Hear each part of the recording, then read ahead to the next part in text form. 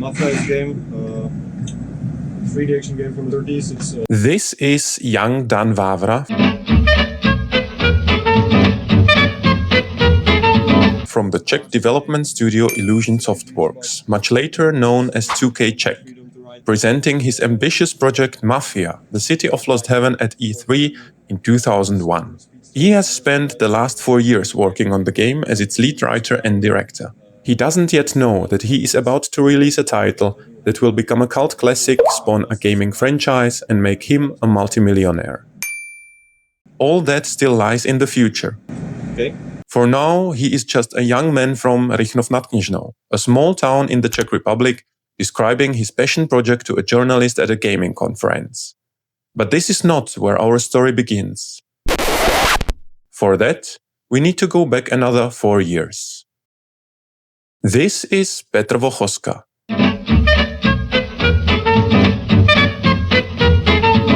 A Czech entrepreneur who until now has worked in his company Vochoska Trading, which ports games from the Amiga console to PC. He decided that he wanted to compete with international gaming franchises, and to achieve that, he founds his own development studio under the name Illusion Softworks. His goal, in his own words, is to create the best games on the market. Work on the first project from Illusion Softworks, a strategic action game called Hidden and Dangerous, was nearing completion. But amidst the crunch, a group of hyperactive, young and, as they later admitted, naive developers were already brainstorming a new project. Among them was 23-year-old 2D graphic designer Daniel Vávra. They put their heads together and came up with a new project. A medieval RPG, which got scrapped alongside a Max Payne-style shooter and a Quake-like clone. I would love to tell you a romantic story about how the developers followed their lifelong passion for literature and classics like The Godfather. At least that's what I loved to believe as a kid. But I must disappoint you, and myself. As far back as I can remember, I always wanted to be a gangster. In reality, Dan Vávra simply remembered watching Goodfellas with his mother 6 years earlier in the cinema. And on a whim thought, hey, a game about the American Mafia could be pretty cool. The project he envisioned was unthinkable at the time. There was no GTA 3 yet, and the idea of free roaming through a living open city was considered impossible. Luckily for Dan, and for us gamers, nobody told him it couldn't be done. The project was greenlit. At first, the working title was Gangster or Gangsters. The team quickly realized that nobody had ever attempted anything like it before. And it was an obvious and appealing subject for an action game. Shootouts, wild car chases, and gripping story. Vávra became the scriptwriter and director, while Vochoska took the role of producer, handling the financial side of the project. We were a group of young guys. I had never had a real job. I worked like 2 months in a marketing company, fresh out of school. And then we made one of the greatest games of that time. And so the roots of a game that would become a legend among millions of players were planted. A project that could be summed up in one sentence. When you have no negative role models, when you can't look at someone and say, they did it poorly and got away with it, so let's do it too, then you do your best to do it well. The first build of the game ran on Insanity, the same engine used in Hidden and Dangerous. But it couldn't handle the complex needs of a living open world. The team tried upgrading it, but it still wasn't enough. So they developed a brand new engine, LS3D, designed to meet the megalomaniac vision of the project and its extremely high graphical ambitions. Development of LS3D took about a year and a half. It was faster and able to render much more graphical detail.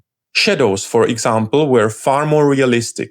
They changed color, depending on the surface through which light was passing. Something very few games of the time could achieve. This new engine allowed the team to bring one of the game's most important characters to life. In his new role as director, Vávra set to work on designing the world of Mafia. One day I walked down the street and passed a used bookstore. I noticed a book with a 1930s building on the cover, so I went in.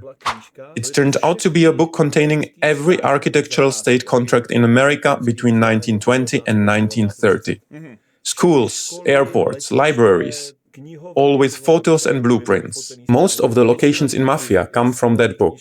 For a year, he stared at photographs of American cities, mainly New York and Chicago, studying their architecture and style to recreate them in his living, breathing city of Lost Heaven. The final city covered more than 8 square miles and featured several hundred unique buildings. Lost Heaven was divided into logical districts, common to American cities of that era. Downtown, Chinatown, the slums, the millionaire's quarter, middle-class suburbs and civic centers.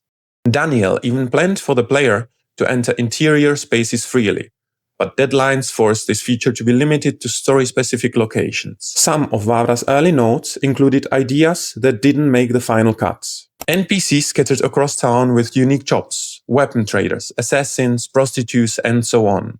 Cars and equipment would have to be purchased in pubs, bars and shops, instead of using a single buy and sell menu. The city evolved throughout development. For example, the racetrack from the infamous Fair Play mission was originally placed inside the city district of Hoboken, before being relocated to the countryside. While striving for realism, the city also had to serve gameplay needs.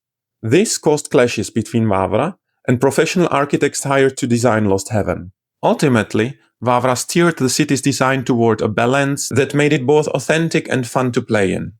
A decision that helped secure Mafia's place in gaming history, just like... Between studying old buildings and arguing with architects, Vávra began writing the script. The story was told through more in-game cutscenes than any game before it had featured. At the time, he had never written anything beyond his graduation exam.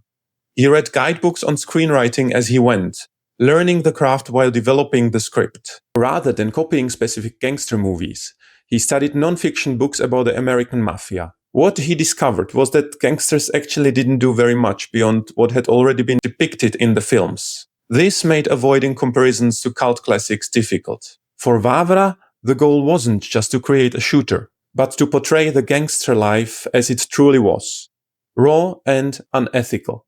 He wanted to explore why people joined the Mafia. Beyond money and wealth, it was the pursuit of absolute freedom. Freedom from social norms, from external rules, from anyone else's control. This was the spirit he wanted to breathe into the story. It's a maximal freedom of thinking. Those people are such egocentrics and refuse being controlled by anything. They just refuse to follow the rules, which we quite successfully showed in the game. He even imagined specific actors for the main roles. If you ever ask yourselves who you'd been hanging out with in the streets of Lost Heaven, here are some of them.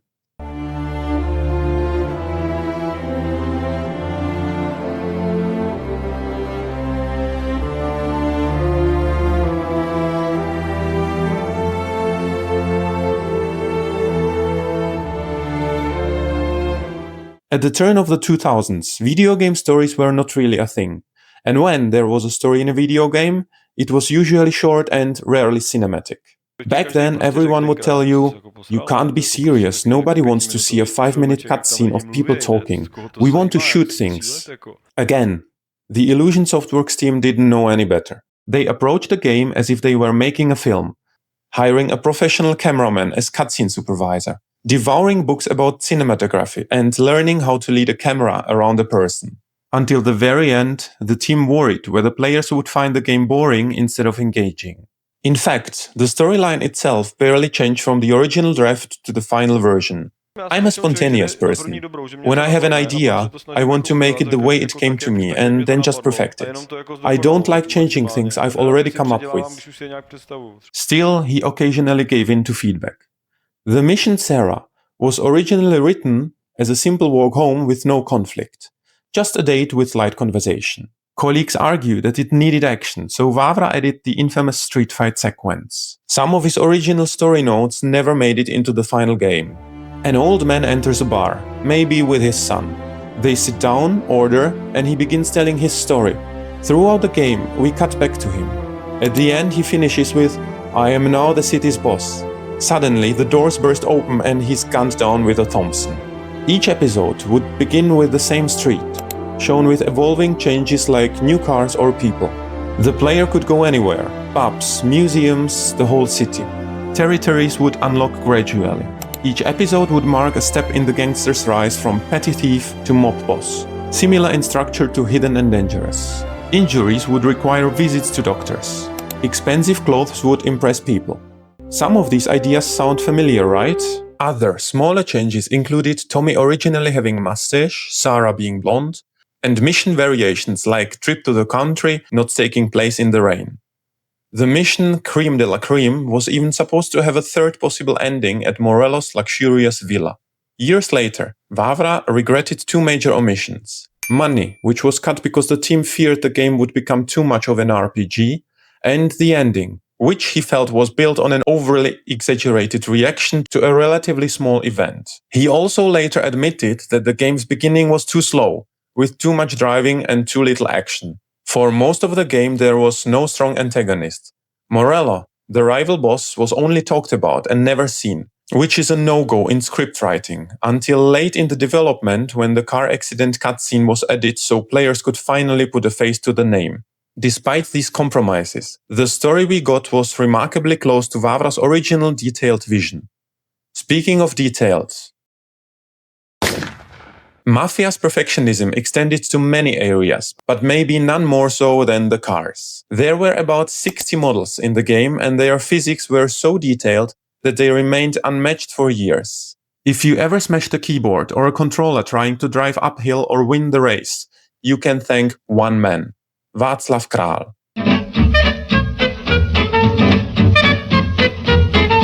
In early builds, some weaker cars couldn't even climb certain streets. This was eventually balanced, but the challenge remained legendary. Back then, technical specifications weren't easily available online. The developers scrapped together data from old websites and even emailed car clubs. Good morning, you own a Chevrolet 6. Could you please share its engine power, gear ratios and other details? Every car had dozens of parameters. Weight, center of gravity, gear ratios, wheel size, aerodynamic drag. The team tested them with stopwatches, comparing in-game acceleration to real-world performance. They even modeled terrain physics, so cars reacted differently on cobblestones, dirt or uneven roads. Originally, freeform racing was included but later scrapped. The console release brought it back, though that version suffered from serious technical issues. And of course, we can't discuss cars without mentioning the infamous Fair Play race. We set the race up and everyone in the office played it, competing for records. Then one day Vochoska came in and said, "You idiots, this is impossible to finish." He roasted us, so we made it easier. Easy enough for even Vochoska to beat. And that's what players got. And they were still mad about it. To this day, Vávra lives in denial about the race's difficulty. Most people failed because they crashed. The problem wasn't overtaking. It was staying in first place without going too fast and crashing into the trees. Mafia was, at its core, a shooter inspired by games like Max Payne. But the team wanted to balance action with realism. As Vávra noted, if a real city had its 20th shootout like in the game, martial law would be declared. So encounters were designed to be intense but limited in number. The team even went paintballing to simulate shootouts, learning what it felt like and how often one might realistically get hit. NPCs were given AI that made them behave differently in every playthrough, ensuring each firefight felt unique. Weapons were limited to what a person could realistically carry, no endless arsenals. One developer, Tomáš Hřebíček,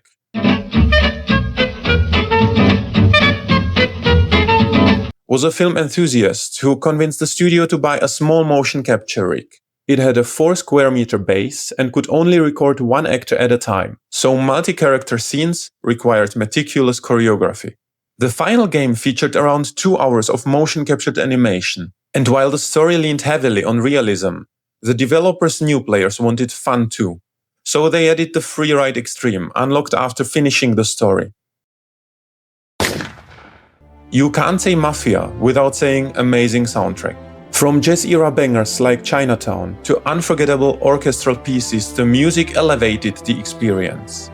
The soundtrack had 2 parts: licensed period tracks that played while driving, and 20 original compositions written by Vladimír Šimůnek. These were recorded by the Czech Symphonic Orchestra at the National Theatre in Prague, conducted by Adam Clemens. The result was an atmospheric score that many players, myself included, carried around on their MP3 players. Yes, those were a thing back then, for years afterward. If any game could rival Mafia at the time, it was GTA 3. Despite popular belief, the two games didn't come out of nowhere. The studios actually knew about each other. We were under the same publishing company. The question was who would finish first, because we started at the same time. We even did press conferences together. I saw and played GTA 3 a year before release. At the time, GTA 2 was out and we were already working on Mafia. They weren't really competition.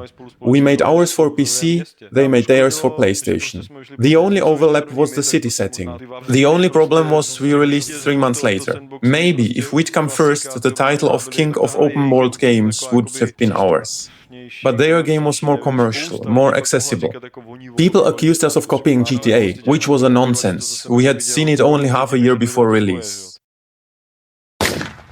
When the game was finally finished and released, the stress caught up with Dan. He broke down and couldn't work on anything for months. Despite creating one of the greatest games of its era, the personal experience of those 4 years had been anything but positive. Being a small-town kid, Dan didn't like living in Brno city, where the studio was based. His relationship with co-workers wasn't great either. They were a random group of young people good with computers, but none had real teamwork experience. They argued about everything, even things as trivial as someone playing the radio too loud. Dan was also one of the few who truly believed the game would be finished at all. Leading an inexperienced team with no leadership background of his own proved exhausting. But his personal struggles didn't show in the final product. Despite cutting features like multiplayer, originally planned with 7 modes, including deathmatch and capture the flag, for up to 16 players, the game was released almost exactly as he had imagined. The good thing was it was so cheap for the publisher that they didn't give a shit about us. Even with delays, they thought, let's see, maybe they'll pull it off, maybe not. If not, it costs us almost nothing. As it turned out, what Vávra imagined was exactly what players wanted. In Europe, anticipation was sky high. In Britain, Mafia topped lists of the most anticipated games for 2 years straight. When it launched in August 2002, it became an immediate hit. In the US, however, things were a bit different. One day, Vávra received a message from a friend. Cool game you made there. Shame the copies are being dumped onto the lowest store shelves next to banana boxes. While the game eventually clawed its way out of the banana grave, it never achieved the same commercial success as GTA. Still, Mafia sold over 2 million copies worldwide and laid the foundation for a multi-million-dollar franchise. One that would go on to experience both highs and lows. But that's a story for another time. If you want to see more fun and informative stories from the gaming world, hit the like and subscribe button and share your Mafia memories in the comments. I will see you in the next one.